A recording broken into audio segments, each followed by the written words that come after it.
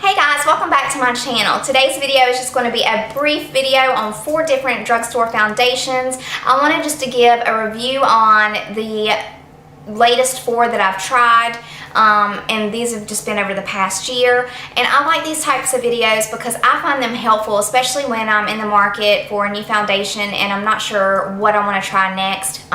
If you're anything like me, I get bored with my foundations, so I'm constantly trying different ones to see, you know, if there's something that I like better, because I don't think there's a perfect foundation out there for anybody. I mean, there's always something that I would like to change about one of them, like either it doesn't have SPF in it, or I don't like the formula because it's too matte, you know, that sort of thing.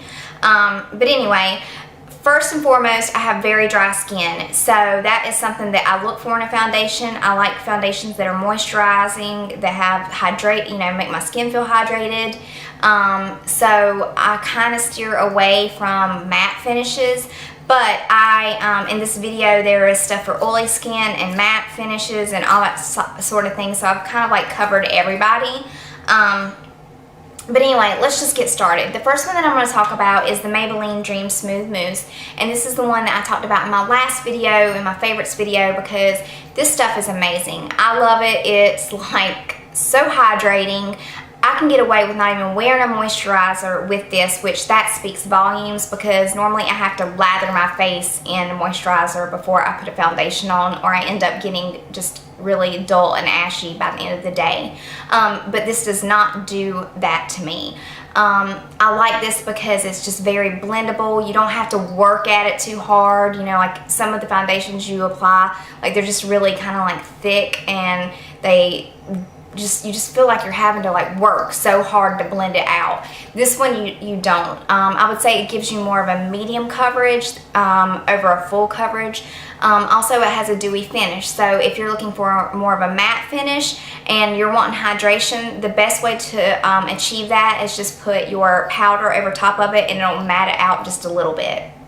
But I prefer a dewy finish, so I'm happy with it. I will say also that this does not have SPF in it, so you know, you might want to use a moisturizer that does, and that's what I do. I just use my moisturizer that has SPF in it, and then apply this over it, because we all know the sun's bad for you, and I try to at least use some sunscreen on my face every single day.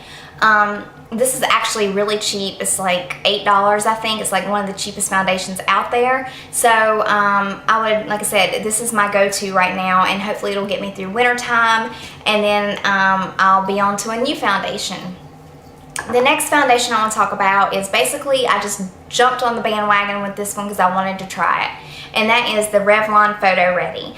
And I will say that this one is probably more for normal to oily skin. If you have any trouble with dryness whatsoever, then you're not going to like this, because it is just so drying, and it made my face look very dull and ashy, and that's because I have very dry skin anyway. So I can't wear this. But I think that if you had medium to oily skin, that this would be a very good foundation for you, because it's very matte, and it does give you that flawless face. I mean, I'm not going to say you're 100% flawless, because no foundation can do that, but it just does like kind of give you that dulling airbrush effect.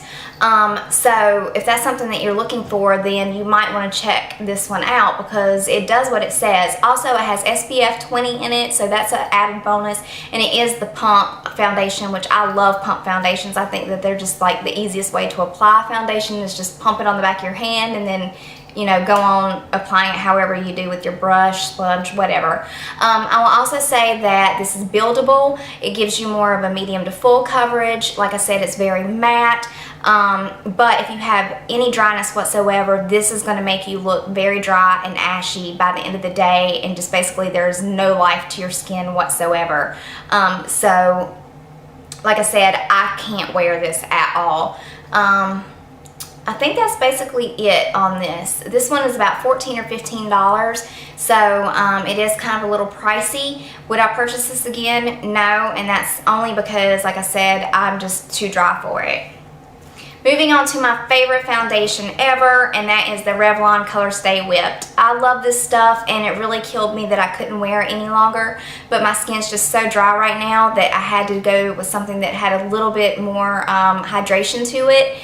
But if you have normal skin, this stuff is amazing. It is so rich and creamy, and like when you apply it, like the best way to apply it is with your fingertips and then use your brush or sponge and just blend it out. It gives you like the nicest finish ever. It's more of a matte finish, which is crazy that I even like that, because normally I hate matte finishes, but there's just something about this foundation that I absolutely love. It doesn't have the SPF in it, but it does have 24-hour staying power, and it really lasts all day long, and it doesn't transfer. It doesn't like sweat off, any of that kind of stuff. I mean, this is just a really, really good foundation, and I highly recommend this to anybody that asks me. I've talked about it on my Instagram and Facebook page to friends, because I just think this is like one of the best foundations out there. The only thing I don't like about it is the packaging. It's just big and bulky and heavy, and it takes up a lot of room. So I wish that they would do something about that. But other than that, I can't wait till I can start wearing this again, because I really like it. Moving on to the last foundation, and this is the L'Oreal True Match Lumi. And I picked this one up because it, you know, is supposed to be give your face a luminous finish. It's supposed to be more vibrant and alive, and it's a dewy finish, and that's something that I look for. And it had the SPF 20 in it, and also the pump. So I was like really, really happy when I picked this one up, thinking that it was going to work great for me. And I will tell you that coming from a person with very dry skin, this is going to sound crazy, but I felt like this kind of made me look oily, and that's like insane. But so if you have any oil in your face whatsoever, do not buy this, because you will hate it. Also, I'll tell you that this is, you can get streaky if you're not careful. It doesn't last all day long.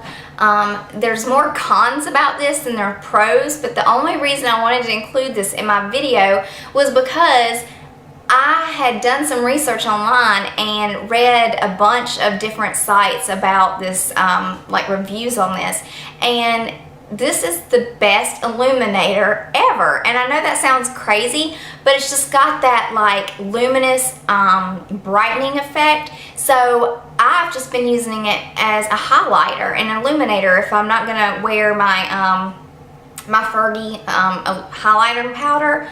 I use this, and you just, you know, apply it to your cheekbones, down to the bridge of your nose, and that sort of thing, and it just kind of lightens up that area a little bit, and that's what I've been using, and it works great for that. So, you know, you might want to save yourself some money and buy just a bottle of this in like a lighter, 2 or 3 shades lighter than your normal foundation color, and then you've got like a huge bottle of, you know, highlighter. And what I'm talking about, like if you've seen this is like the Magic Lumi pen. It's an illuminator, and then like the Maybelline, they have their illuminator, and it works just the same as highlighting. It's just a nice pretty effect to your face. So that's why I wanted to include that one, because I was like, you know, that's a really good tip that I read online, and it's true, and I'm not wasting the product. Like at first I thought, oh God, I'm going to have to throw it away, but not now. I mean, it has another purpose. So yeah, that's why I included it, because I know you're probably thinking like,